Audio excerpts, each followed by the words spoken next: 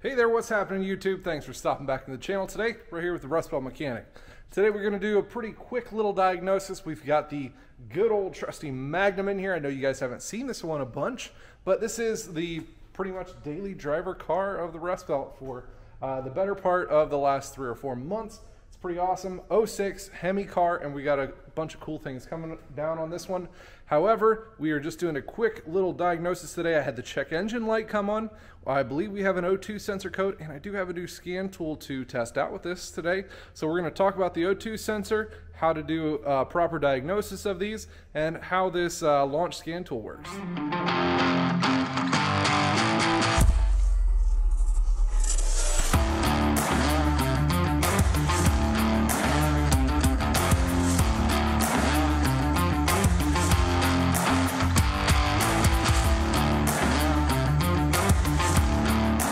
So first off, for those of you who did not know, if you have these LX-based platform cars, which is the Magnum, Charger 300, as well as a couple of other Dodge products, we can do a quick check for DTC codes in the PCM.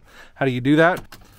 We have 3 key cycles. We start in the on position, off, on, off, on, off, on, and then we look over here in the cluster and we can see our codes are popping up. P0158 was the code that we had pop up, and it says done when they're done with them. So we know we have a 158 code, which is a downstream O2 sensor. So our scan tool that we're going to be looking into today is this Launch, and this is the X431 series, and this is the CRP919E, I believe is the model number of this one.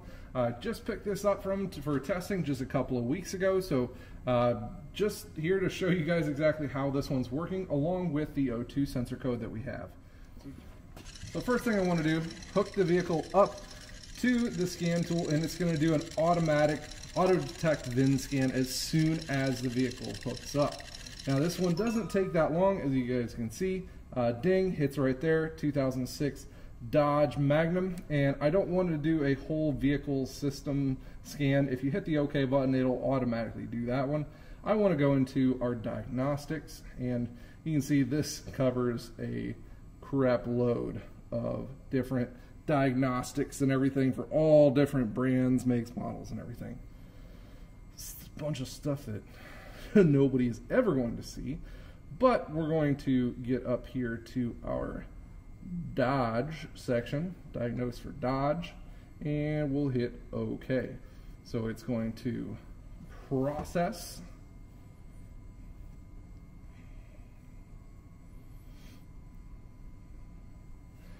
#16-pin, auto search the VIN, and it's already found the VIN number, Hemi V806 Magnum. Okay, and we want to go into our system selection, select our powertrain control module, and read our fault code. And you can see we have a P0158 O2 sensor 22 circuit high. So for those of you who do not know, the exhaust sensors on these cars do a very specific function. They will read the oxygen content coming out of the exhaust from the engine. That tells the computer pretty much how much fuel and how much oxygen the engine is using and how efficiently it is burning. It uses a pump style sensor where it will take a reference voltage from the outside available air, as well as take a sample from the oxygen gas coming out of the engine. It will turn that into a voltage in which the PCM will be able to read. Now the 2 upstream O2 sensors on these cars will read the oxygen content coming out of the engine, and that's how it knows how much fuel to put back into it.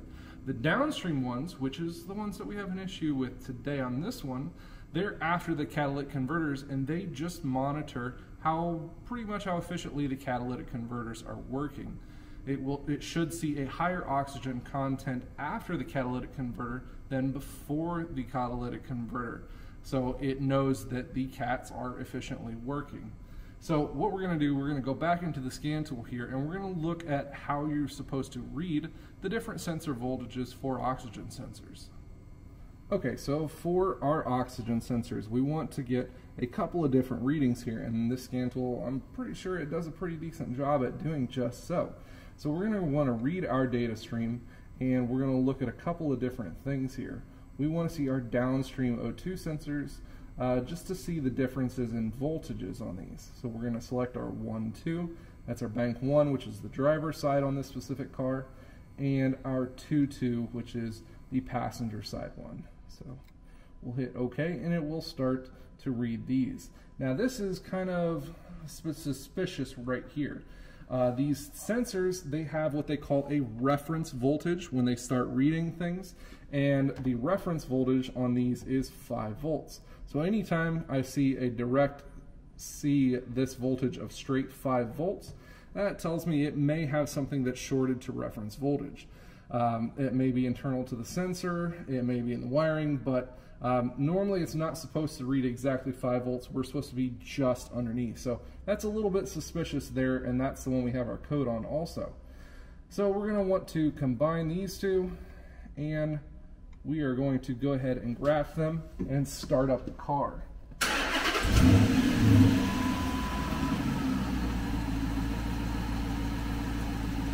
Now right away, we're going to see this thing slowly start to work. Now, the cool thing about O2 sensors, they go through a heat phase in which it's kind of a warm-up phase for the oxygen sensors. They do have a heater internal to them.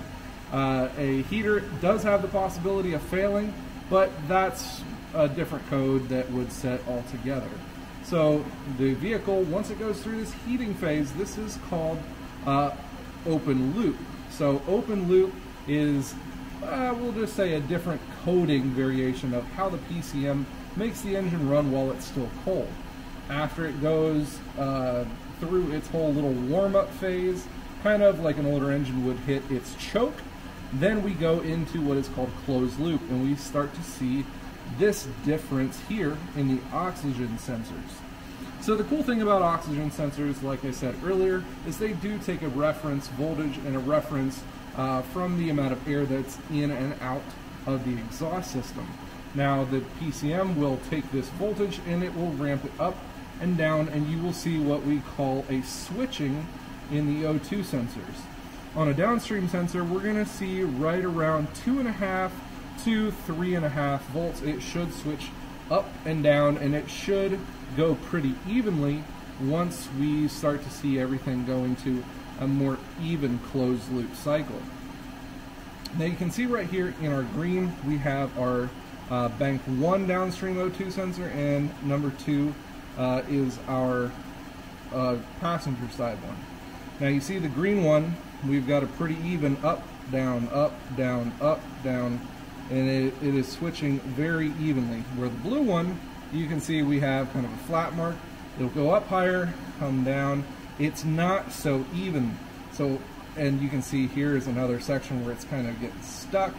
So it is not switching nearly as fast as the other side O2 sensor.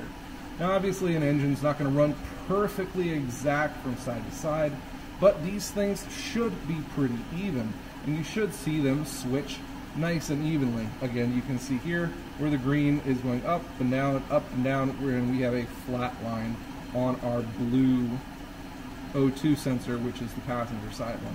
So that tells me right there that the O2 sensor for our downstream passenger side isn't switching fast enough, and based on that and the fact that we saw 5 volts right off the bat at a full reference voltage, I think we've pretty much narrowed it down to needing to replace our downstream O2 sensor on the passenger side. Now, if this scan tool is something that intrigues you, it is a pretty awesome scan tool, especially for the amount that these things cost. Scan tools anymore are upwards of thousands of dollars to be able to get a good bidirectional scan tool.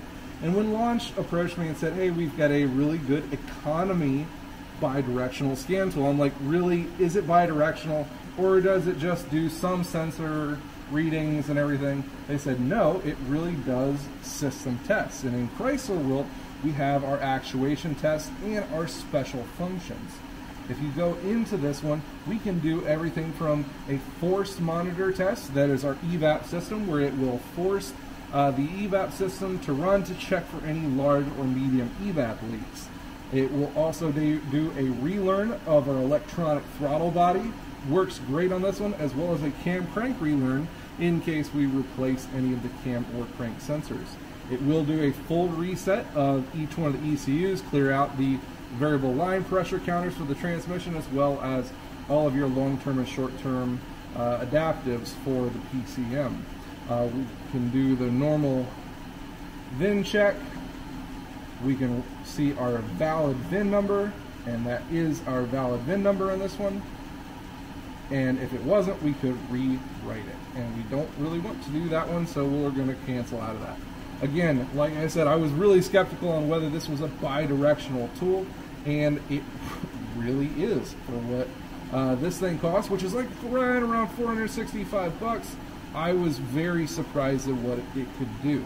Special functions, do our trans adaptive memory reset, so it'll do a quick learn for these, store the adaptive so we don't clear them all out. That's pretty awesome for the transmission functions. Like I said, this is pretty awesome, and it'll do all the normal things and all the normal resets that would be for, you know, like resetting your oil change light. Something else that I thought it was really cool to do was, sorry, I backed out a little bit too far. I want to go in here and look at some of our OBD2 monitors. So we're going to our system selection, our PCM,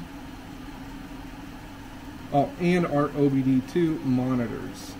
So normally in the DRB, as well as the YTech scan tools for these vehicles, that would be under our OBD2 functions, and that's something that most scan tools do not read. This one does quite nicely, and we will scroll down here. You can see all the different OBD2 monitors that it has available, and the one that most people really like to use is which cylinder is misfiring. It does the active counting of your rev monitor, and each individual cylinder monitors those for your misfire, so you can watch your live misfire counters on this scan tool. Pretty awesome functionality for a scan tool that's less than $500. Now, if the Launch CRP919E is something that sparks your interest, I will be sure to leave the links for that one down in the description below. There'll be a link over to its Amazon store link. I believe that's where it's at. I'm not sure if they're going to throw any discounts in, but if they do, then I'll just kind of put them right here. I don't know. We'll see how what they offer for that one. Overall, I would say it is a really good buy. It does some really nice bidirectional functions for the amount that it is, especially being under 500 bucks. For a guy who does a lot of at-home work, for some customers here and there, you need something more than just a little code reader and something that can do minimal resets. We need some bidirectional functions to be able to do some of the system tests that we really need for fixing these cars. I would definitely recommend at least checking that scan tool out. And on these Hemi cars, it is extremely easy to do these O2 sensors. We can see it is right here, hanging out just below the catalytic converter on the passenger side of the car. Bank 1 is driver side, bank 2 is passenger side. The 1.1 would be pre-cat, the 1.2 would be post-cat, same thing for 2.1 and 2.2. The code was for the 2.2, so we're going to grab our 7/8 wrench and get those ones swapped out real quick and easy. One other just little tidbit of advice, just being that I've worked for Mopar for the last like 14 years, well, I'm not right now, but I used to. I do know that these Chrysler products are very picky on the O2 sensors that get put into them. And the ones that they do not like more than anything are Bosch O2 sensors, especially the extra wide ones. Those just, for some reason, they don't work. They don't last very well with any of these. The variation range of the voltages that they pick up just don't work. So I usually recommend sticking with Mopar or NTK, which is pretty much a rebranding of what Mopar uses for the O2 sensors. So that's the one I'm using today. So I went ahead and cleared out all the codes and restarted our graph, restarted the car, so we can see how much better these things are going to be switching with each other. I just started the car up, so it is still in open loop, and we'll wait for it to go into closed loop here. And here we've started to go into closed loop, and we're starting to see them switch here more regularly of each other. Now I am noticing that this blue line is a little bit more jagged than what we were before, so it is switching very quickly and crispy on this new wave level here. And shoot, that might be to where it's doing so awesome. Might need to go ahead and change out the O2 sensor on the other side, because it is not switching nearly as fast as this side. You can see it switching way better than it was before, where it was stuck, and now I'm actually starting to see my other side, the bank 1 sensor 2, not switch very quick at all. It's kind of waving, but it is not going up and down very much at all. But it looks like we did fix our 2202 sensor, and verifying that it is switching way better than it was before. Like I said, just a quick little video showing you what I was looking at on this vehicle when I'm coming into some of the O2 sensor issues when looking at some of these Chryslers, as well as some inside peeks to the Launch CRP919E. Hopefully you guys enjoyed this little snippet video today, quick Diag things. If this is something that you guys really do enjoy, quick little checks of vehicles. I know lately I haven't been doing much of those because I just kind of thought that it's just quick in and out things. People really wouldn't like to see those. Well, if this is something that you guys like to see, please leave that down in the comments below and just let me know that, or what other kind of things you are liking to see. Maybe just say stick with some of the tool stuff. I don't know. Let's hear what you guys have to say. Anyways, thanks for tuning in today, guys. It's been an awesome thing coming. We're getting rolling back into these videos. I'm loving it. I still have some storage things that I'm waiting on being able to finish for our wrench and for our pliers and screwdriver drawer. So those videos will be coming down the pipeline here pretty soon. So make sure you subscribe and turn on the bell notifications so you get notified when I come out with cool, awesome content, just like this one here today. Thanks, guys, and as always, you stay awesome.